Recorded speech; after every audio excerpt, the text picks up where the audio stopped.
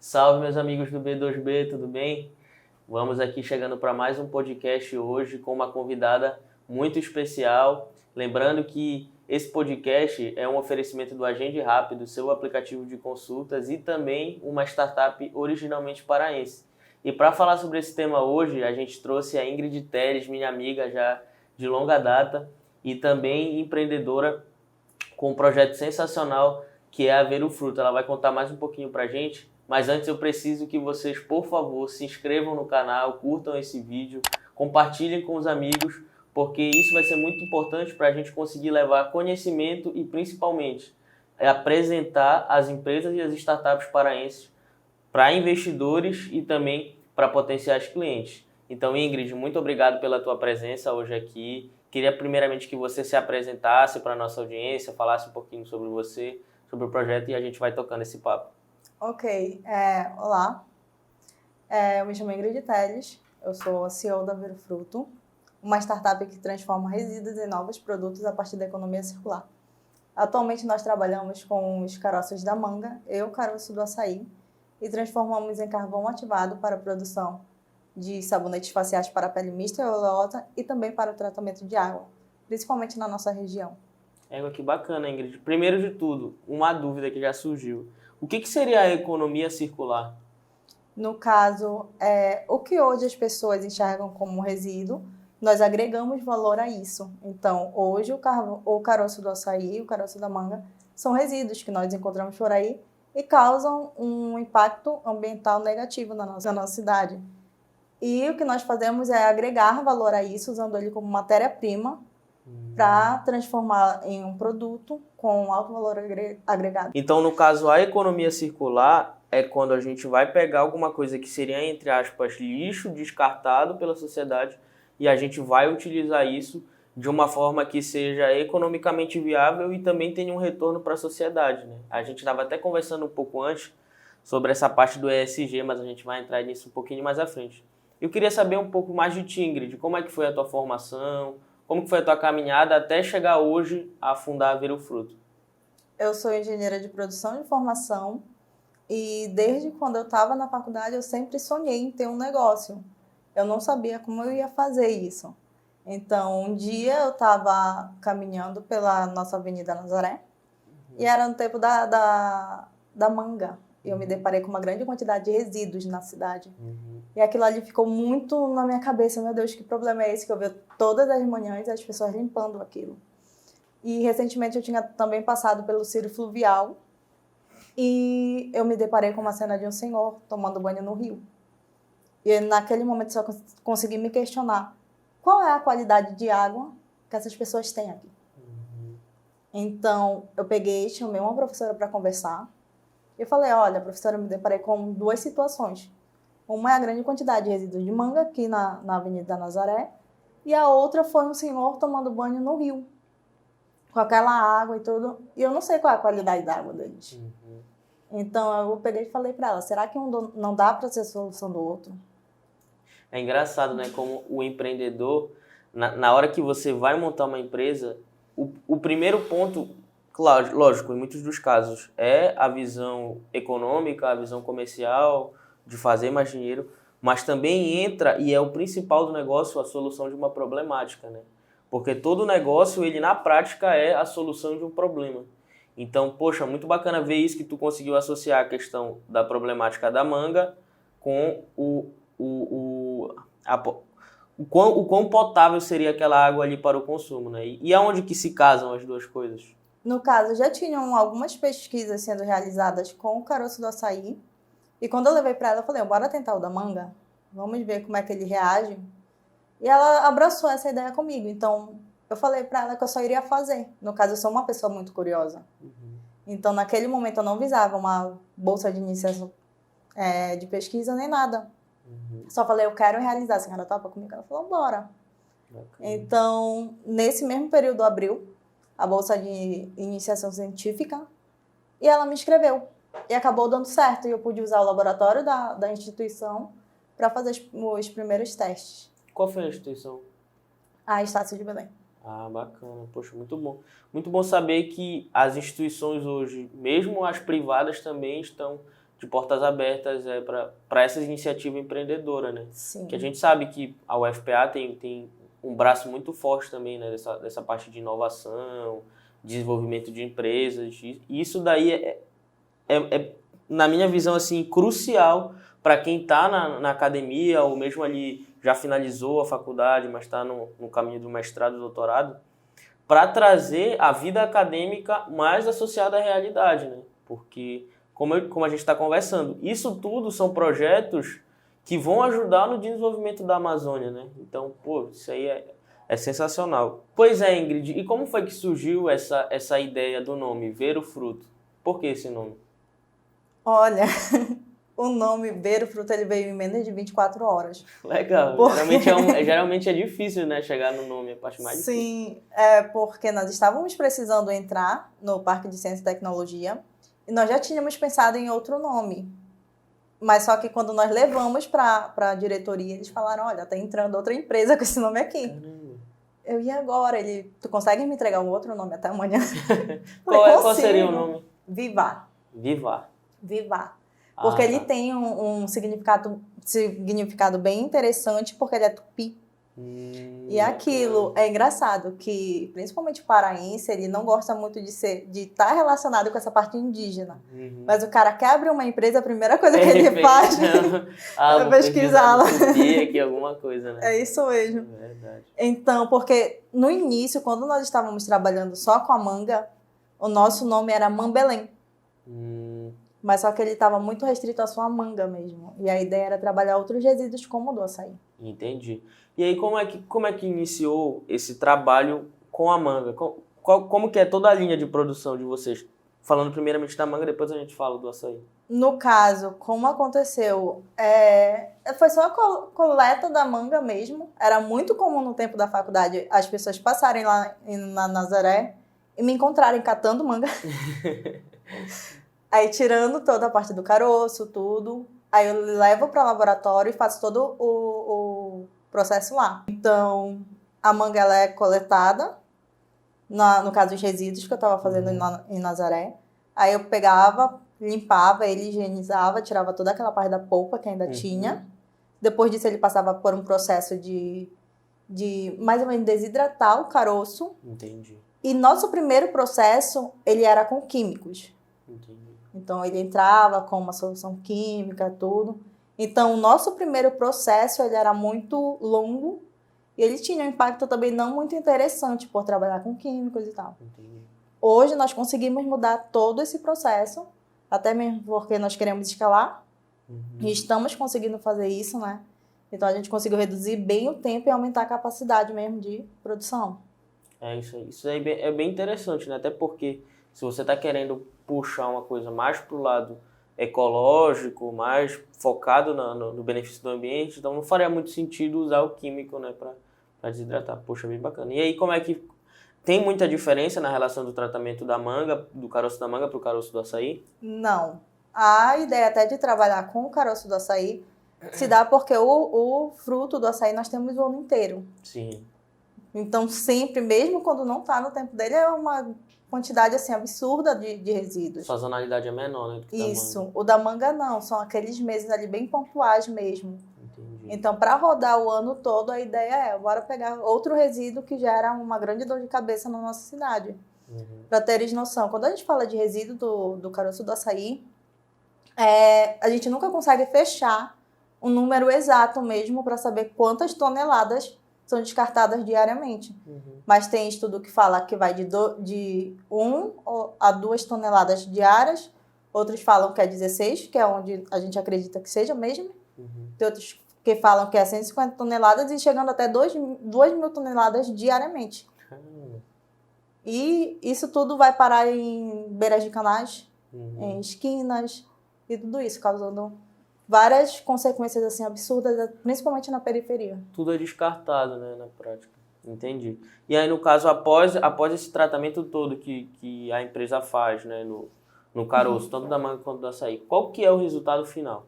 Nós temos o carvão ativado, nós temos aqui ele ainda em formato de caroço, mas ele pode ser pulverizado. No caso, para a produção do sabonete, a gente usa ele pulverizado. E para a parte de filtro, nós já conseguimos usar tanto ele da forma como ele está, como pulverizado também, que ele consegue pegar um pouco mais de sujidade, né, por ter mais poros. Eu não sei, até... Tu conheces o carvão atibado? Tu sabe como ele funciona direitinho? Sim. Pois é, isso é bem interessante. Então, quando a gente tem o pulverizado, ele consegue até ter como eu posso falar, um trabalho melhor. Ele consegue fazer um trabalho melhor naquilo que ele está fazendo. Entendi. Tu podia explicar para nossa audiência qual que é a principal função do carvão ativado? Ele trabalha... eu vou falar de uma maneira bem simples. Pode ficar à vontade. Ele trabalha é o que a gente precisa, na verdade. Como uma vassourinha que sai limpando todo tipo de impureza que encontra pela frente. Perfeito. O carvão ativado, diferente do carvão vegetal, é porque ele tem uns poros, que são os buraquinhos. Então, toda a sujidade que passa por ele, ela fica retida nesses poros. Uhum. Entendeu? Então, por isso que quando mais pulverizado, ele tem uma maior quantidade de poros também. Aí vai para a parte de ativação, que tem a parte química, física, Então, tudo isso gera o resultado final dele. Então, quanto mais ele for processado, maior vai ser a eficácia dele. Sim, por causa da área superficial dele. Entendi. Perfeito. E aí, no caso, esse filtro ele pode ser utilizado para tornar a água potável. Sim. O primeiro teste que nós fizemos foi transformando a água do Ribeirinho, que é a água da Baía do Guajará, para tentar entender se passando por esse processo ela se tornaria potável. E nós percebemos que quando a água ela passa por um filtro com carvão ativado, nós conseguimos eliminar as bactérias que estavam presentes e coliformes. Então, esse foi o ponto alto da pesquisa. Com pequenos ajustes, nós conseguiríamos deixar aquela água que passou potável. E eu lembro que no início da pesquisa nós tínhamos uma pouquíssima quantidade de carvão. Uhum. Então, os primeiros testes todos deram erro. Então, aquele final a gente tinha que pensar, não, é esse daqui que tem que sair o resultado. É o produto final, né? Uhum. E é daí que nós filtramos a água e deu esse resultado. Nós tínhamos pouquíssimo carvão e conseguimos um excelente resultado. Puxa, perfeito.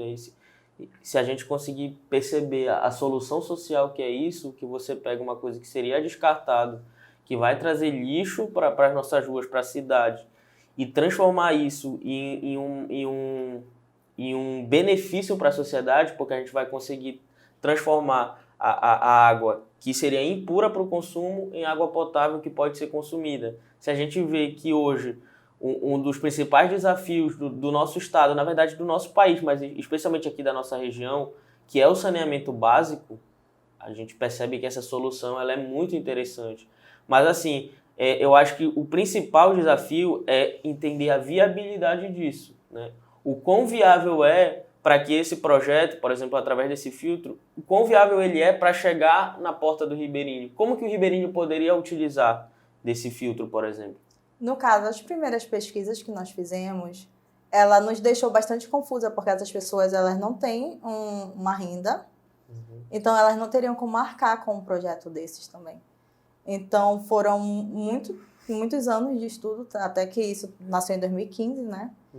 Até nós chegarmos hoje onde nós estamos, que é buscando já essa solução a partir do ISG, e para poder estar levando para essas pessoas. No caso, então, uma coisa que a Verofruto trabalha muito é a parte de parcerias. Entendi.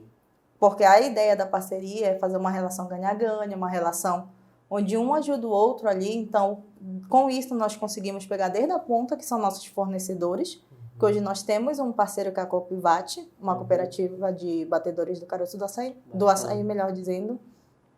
E da outra ponta, agora nós estamos entrando com parceiros para a parte de terceirização da queima, onde nós já temos todo um processo que foi todo feito pela Verofruto, como eu te falei. O inicial era de uma forma, hoje nós conseguimos otimizar. E a ideia com tudo isso também é fazer com que se torne mais viável e bem mais rápido todo esse processo para estar podendo gerar uma grande quantidade e um maior resultado para essas pessoas. Aí, no caso, então, o principal desafio é ganhar escala hoje. Sim. Né? E aí, voltando na pergunta que eu fiz, em termos de viabilidade, então, para a gente conseguir viabilizar isso, para que possa chegar, por exemplo, para o Ribeirinho ou para as periferias da cidade, a gente precisaria de subsídios através, então, ou da iniciativa privada ou mesmo o incentivo público. Sim. Hoje nós temos algumas pessoas que estão interessadas em levar um projeto um pouco maior para algumas ilhas. No caso, é o Projeto Vida, Legal. que são algumas pessoas do Brasil todo que fazem parte de um grupo de mentoria. E essas pessoas são empreendedores. No caso, tem uma dona de farmácia, tem pessoas ali da parte do marketing, tem de tudo que é ramo. Entendi. E eles abraçaram essa causa e nós iniciamos o Projeto Vida e a ideia é que até o final do ano a gente consiga levar um filtro numa escala maior para atender pelo menos umas 30 famílias de alguma ilha aqui da nossa região. Perfeito, que é para fazer o teste de aceitação também, né? Porque muitas das vezes acho que o principal desafio não é só fazer chegar o filtro, acho que é educar as pessoas a utilizar, né? Porque há quanto tempo eles já não estão acostumados a fazer o uso daquela água ali mesmo? Então, eu acho que o principal desafio é de aceitação. Talvez, se tu, lógico, é uma opinião própria, mas se fizesse um estudo utilizando uma comunidade periférica, talvez fosse mais fácil de ter essa aceitação, porque eles já sabem que a água tem que ser tratada. Muitas das vezes eles não a usam porque realmente eles não têm acesso, né?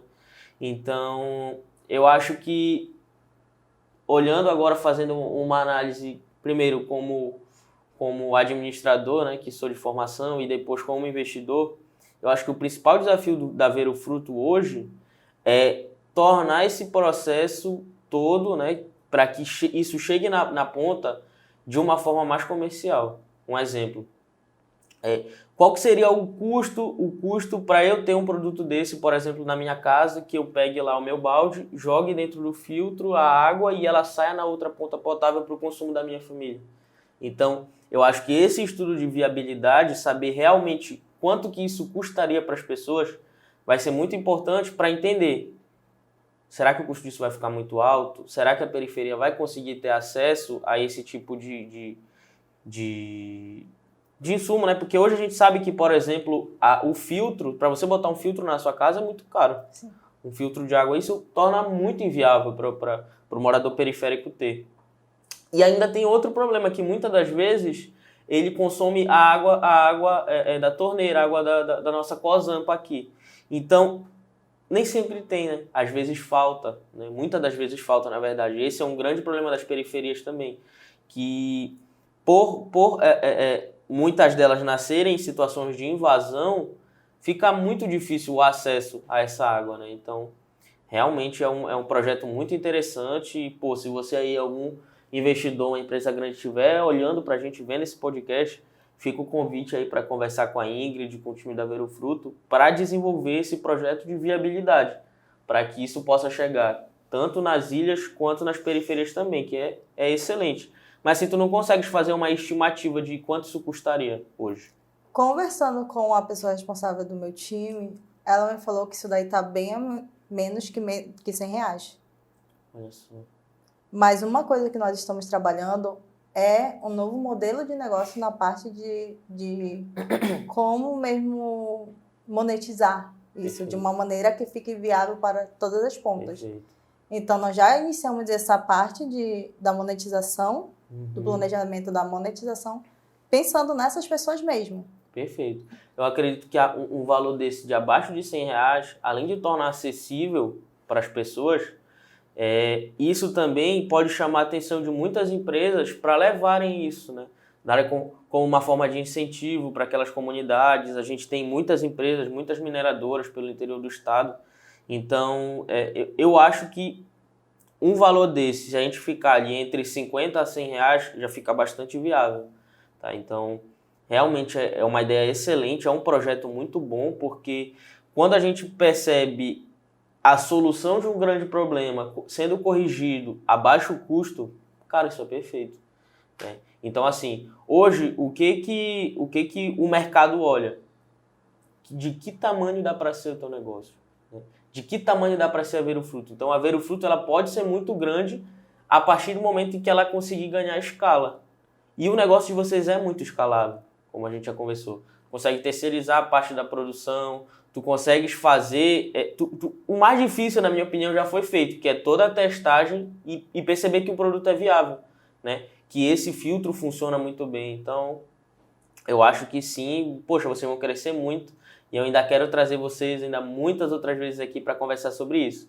Antes da gente encerrar, só queria que tu falasses também um pouquinho sobre a questão do sabonete facial, que é uma outra frente de negócio de vocês, né? Sim, nós nascemos com o intuito de estar levando água potável para essas pessoas, mas assim, o projeto todo nasceu dentro de uma faculdade. Então, nós somos 3 pessoas que tínhamos acabado de formar, nós não tínhamos capital para estar fazendo isso, sem contar que o mercado hoje de filtro, de tratamento de água, tem já aquelas empresas bem estabelecidas. Sim. Então nós Barreira tivemos de entrada é alta, né? Isso. Então nós tínhamos que pensar, ou a gente não tenta, ou a gente fecha de vez aqui, ou a gente muda nesse primeiro momento uma forma de entrar no mercado, cria uma base para depois voltar para o nosso objetivo. Então nós tínhamos que pensar em algo que dava para começar com o que nós tínhamos em mãos, que era uma pouca quantidade de carvão, e no bolso também. Então assim nós nascemos com o produto de higiene e cuidados com a pele, que é um sabonete facial. E isso casou muito bem na nossa região. Porque aqui nós temos aquela cultura do cara de pupunha. Aquela pessoa que tem a pele super oleosa. A nossa temperatura, né? O nosso clima ele favorece. Sim, então dava para testar, dava para ver se ele casava com isso. Sem contar que o carvão ativado hoje ele está em alta em diversos mercados. Sim, verdade. O povo só conhece mesmo a parte do tratamento de água, mas ele está em vários hoje. Sim. Então nós iniciamos por esse, hoje nós temos esse sabonete que nós já estamos comercializando. Legal. E a ideia dele é montar uma base para poder partir para a parte do filtro. E hoje nós já estamos conseguindo dar esse primeiro passo no filtro também. O sabonete ele seria hoje a principal fonte de renda de vocês para financiar o projeto do filtro, no caso. Isso mesmo. Perfeito, entendi. E onde as pessoas podem encontrar o sabonete facial? Através das nossas redes sociais, Ver o Fruto PA, tanto no Insta quanto no Facebook e também no Empório Orgânico. Legal. Quanto que custa para a galera já se preparar? Tá saindo a R$20. Olha, tá bem barato e você ainda incentiva o empreendedor paraense, que é mais importante. Tá colaborando também a limpar a nossa cidade. Exato. E esse é o mais importante ainda, colaborar com o empreendedor e impulsionar também a limpeza da nossa cidade, que a gente sabe que é um problema muito sério, muito crônico. Perfeito, Ingrid. Então, eu só queria fechar com uma última pergunta sobre o teu negócio. Qual seria mais eficiente em termos de filtragem da água, por exemplo? O caroço do açaí ou o caroço da manga? O nosso processo, ele ainda não consegue distinguir um ou outro, então... Vocês usam eles juntos? Dá para fazer juntos. Bacana. Eles vão nos dar o mesmo resultado. Legal. Mas o que nós temos mais à disposição é o açaí. Então, acredito que a maioria dos nossos filtros vão ser do açaí. Poxa, perfeito. Então, Ingrid, antes de a gente finalizar, eu queria te pedir uma recomendação de leitura também para quem está assistindo a gente, se interessa por esse assunto de empreendedorismo. Queria que você deixasse uma recomendação final. O livro que mudou a minha vida mesmo e toda essa parte de olhar para o filtro e para o mercado, né, foi o Organizações Exponenciais. Muito bacana. Tim Ferriss, né? Eu sou apaixonada por esse. Esse livro é muito bom, realmente. Fica a recomendação aí. Daqui a pouco o Vitor, quando a gente subir o podcast, vai botar o link também da Amazon para quem quiser conhecer mais sobre o livro. E muito obrigado, Ingrid, pela tua participação. O nosso próximo encontro com a Ver o Fruto já vai ser lá no PCT, no Espaço de Inovação da UFPA, falando um pouco mais sobre esse negócio e, se Deus quiser, já num novo estágio. Então, muito sucesso, Ingrid. Muito obrigado pela tua participação.